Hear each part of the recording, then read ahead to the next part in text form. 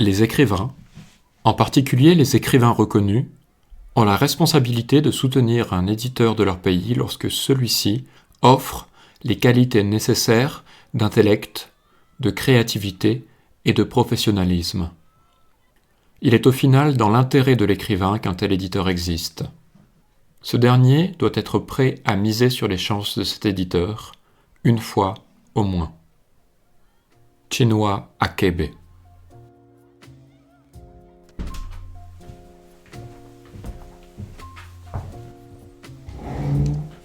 Edit Africa, deuxième session. Bonjour à tous, et nous voilà de retour pour ce deuxième podcast.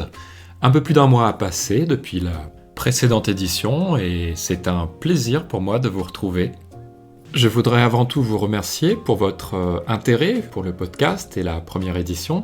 Vous avez été très nombreux, pour être tout à fait franc, beaucoup plus nombreux que je ne l'imaginais, à être au rendez-vous pour le lancement du projet. J'en profite aussi pour remercier très chaleureusement les partenaires Warscapes, Africa Mediterraneo, Africulture, Publishers and Books et les éditions en toutes lettres. Les liens de leur site internet sont en description du podcast.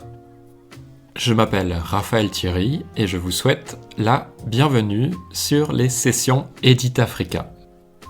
Comme nous consacrons ce projet à l'univers du livre africain, je vais aussi en profiter pour passer le mot concernant quelques projets voisins et récentes publications de très haut intérêt. Je commencerai donc par la publication de cet article de l'éditeur écossais Hans Zell. Pour ceux qui ne le connaissent pas, Hans Zell, c'est tout simplement le plus grand commentateur et expert du marché du livre en Afrique. Hans Zell vient donc de publier en libre accès une chronologie extrêmement importante, Ingenious Publishing in Sub-Saharan Africa, a Chronology and Some Landmarks. Allez consulter ce document, c'est une mine d'or d'informations et vous y apprendrez beaucoup de choses. Je mentionnerai également la tenue du premier workshop de l'université de Bristol en partenariat avec les éditions Bakwa Books à Yaoundé. Ce workshop était dédié à la traduction et au renforcement des capacités professionnelles des traducteurs en Afrique en collaboration avec les éditeurs africains. Le troisième événement, qu'il m'est impossible d'oublier, c'était l'université de rentrée des éditions Présence africaine à Paris les 26 et 27 octobre dernier pour les 70 ans de la maison d'édition et de la revue Présence africaine. Quelle plus grande institution d'un point de vue symbolique que Présence africaine pour ces questions de livres et de production intellectuelle. Entre toutes, je ferai mention de cette table ronde Traduire pour transmettre qui rassemblait Théophile Obenga, Wole Soyinka, Ngugi wa Thiong'o, Christian Fiupu et Martial Zé Belinga, excusez du peu. Les liens et les informations relatives à chacune de ces rencontres, publications et événements sont disponibles en description du podcast. Rentrons maintenant dans le vif du sujet.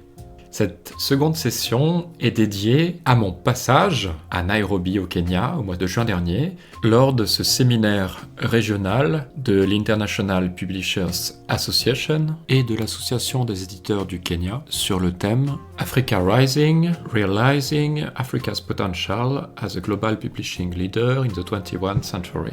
J'étais très heureux d'être invité à cette occasion et j'en profite une fois encore pour remercier l'Union internationale des éditeurs ainsi que la Kenyan Publishers Association pour leur très généreuse invitation. Ce que je vous propose, c'est de vous décrire certains moments forts de cet événement avant de vous donner mon regard sur l'importance de cette rencontre, mais aussi certaines remarques que je pourrais formuler et éventuellement critiques, dans le sens constructif du terme, à l'égard d'un tel événement, le but étant toujours d'ouvrir la discussion et de pouvoir engager un échange à partir de ces réflexions.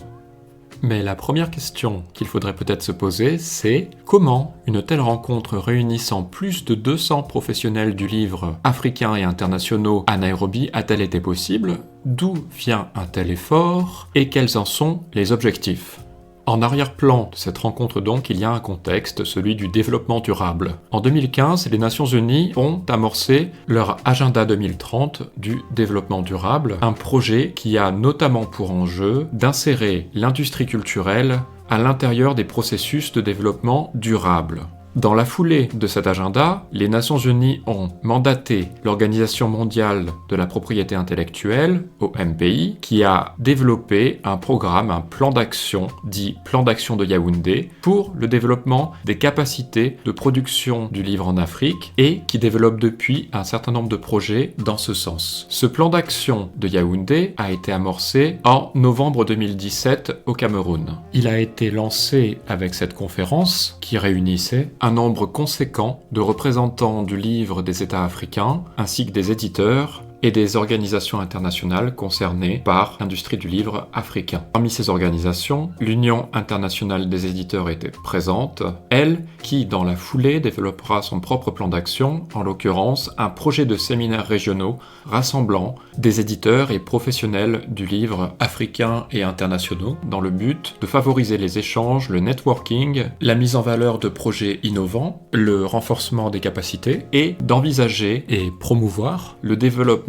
économique international de l'industrie du livre africain. Ces séminaires ont tout particulièrement impliqué 2 associations nationales d'éditeurs du continent, en l'occurrence l'Association des éditeurs du Nigeria et l'Association des éditeurs du Kenya. La 3e association qui était au cœur de ces rencontres est l'African Publishers Network, un réseau qui fédère les associations nationales d'éditeurs du continent africain, créé dans les années 1990 et qui, après une période de silence entre la fin des années 2000, a repris vie depuis peu, principalement dans l'ère africaine anglophone et notamment porté par la dynamique des séminaires de l'Union internationale des éditeurs. Il n'était donc pas surprenant qu'un premier séminaire soit organisé à Lagos en juin 2018 en rassemblant quelques 180 représentants du marché du livre africain et professionnels du livre de l'espace international. Un an plus tard donc, nous voici à Nairobi. J'ai entre-temps développé des échanges avec l'Union internationale des éditeurs et j'ai la très agréable surprise de recevoir une invitation de leur part pour assister à ce séminaire régional Africa Rising, Realizing Africa's Potential as a Global Publishing Leader in the 21st Century.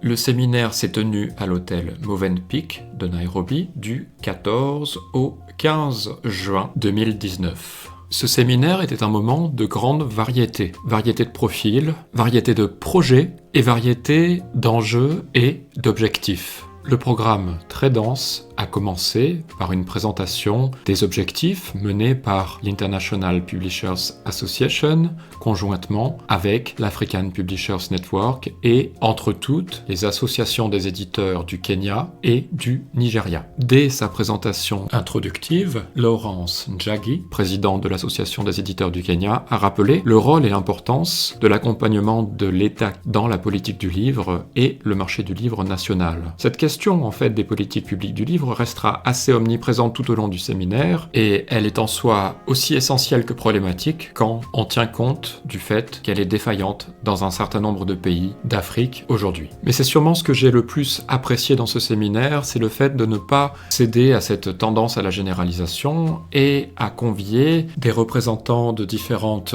facettes de l'industrie du livre d'Afrique, de différents pays, et finalement de permettre d'avoir un panorama non pas global du continent africain et de son édition, mais un aperçu de certaines poches de dynamisme qui invitent évidemment à l'optimisme. Parmi les nombreuses thématiques abordées durant ce séminaire, en voici certaines que j'ai retenues. Les politiques de l'édition éducative en Afrique, les questions de copyright, les questions de philanthropie pour le développement de l'alphabétisation en langues africaines, cette question de la construction d'une nouvelle génération d'éditeurs, d'écrivains et de lecteurs, mais encore toutes ces questions liées à l'environnement digital qui évolue constamment, mais qui n'est plus tellement nouveau aujourd'hui. Les questions si importantes d'autocensure présentes en Afrique, mais je pourrais peut-être même dire les questions de censure. J'ai personnellement été particulièrement fasciné par cette intervention d'Angela Washuka et de Wanjiru Koinange autour du projet kenyan Bookbank, qui a pour objectif de décoloniser des bibliothèques de l'ère coloniale britannique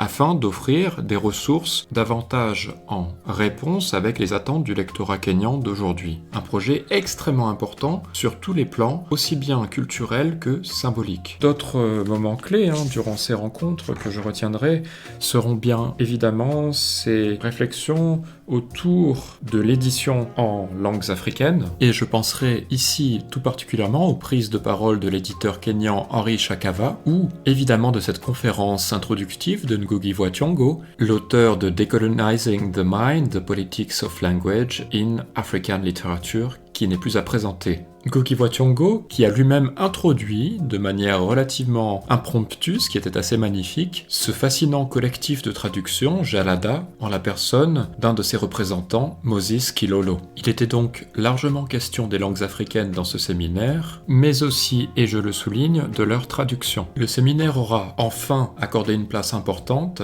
à cette thématique très centrale et très stratégique qui est celle de la production des données et des statistiques sur les marchés du livre africains qui font aujourd'hui cruellement défaut. Ce qui me donne l'occasion de mentionner ce processus de collecte de données actuellement réalisé en Afrique par l'International Publishers Association et l'African Publishers Network et dont nous attendons tous avec grand hâte les résultats. Vous trouverez donc un ensemble de liens et de références en relation avec ces différentes thématiques en description de ce podcast. Je vous invite vivement à aller consulter ces différentes ressources. Ce séminaire était absolument passionnant. Je suis très heureux et j'estime ma chance d'avoir été présent durant cette rencontre. Ceci étant dit, il me paraît tout à fait important de m'interroger, de poser certaines questions dans un objectif constructif sur certains points clés de cette rencontre et sans doute davantage sur ses perspectives. Africa Rising, Realizing Africa's Potential as a Global Publishing Leader in the 21st Century.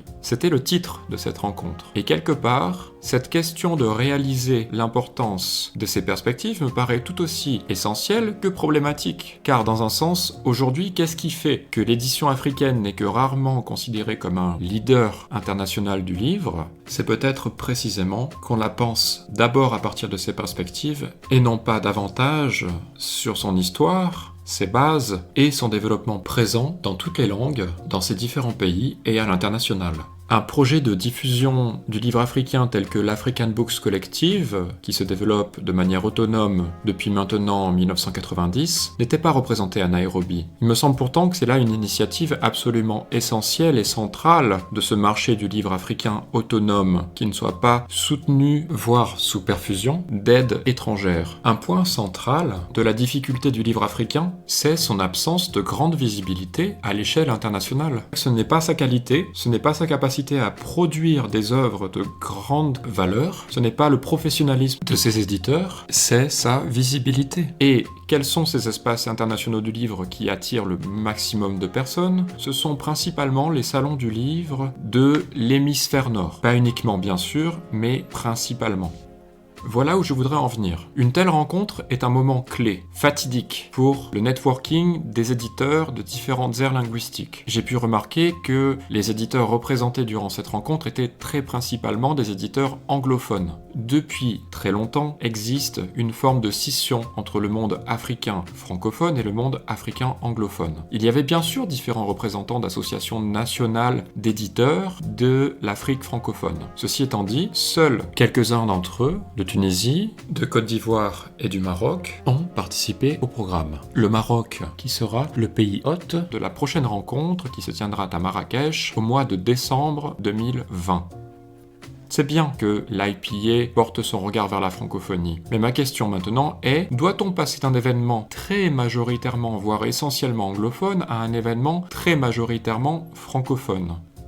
La question que je voudrais poser ici, c'est, n'est-il pas plus intéressant aujourd'hui de contribuer à ce que les forums du livre existants en Afrique soient justement davantage des lieux de passage et de connexion entre les langues ?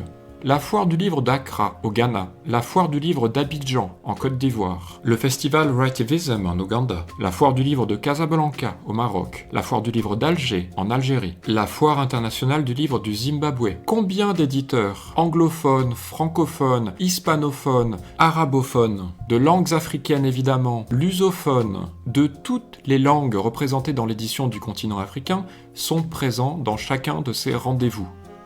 N'est-il pas aussi essentiel de contribuer à renforcer ces lieux d'édition et de networking et de business en tant que hub des relations internationales du livre et pas seulement africaines ? Le public international du livre aujourd'hui prend le pouls de l'existence du livre africain à l'aune de la foire du livre de Francfort, éventuellement de la foire du livre de Londres, de quelques événements internationaux qui vont attirer l'attention. Mais à l'heure actuelle, les événements les plus représentatifs de l'industrie du livre africain, c'est bien sûr les événements du livre en Afrique. Il me paraît tout à fait urgent et essentiel de contribuer à promouvoir ces événements-là et ces lieux de rendez-vous et de passage dans l'objectif et la finalité des rencontres des langues, des échanges éditoriaux, des ventes de droits et finalement d'une meilleure représentation de cette diversité du livre et de la production éditoriale du continent africain, langues africaines comprises.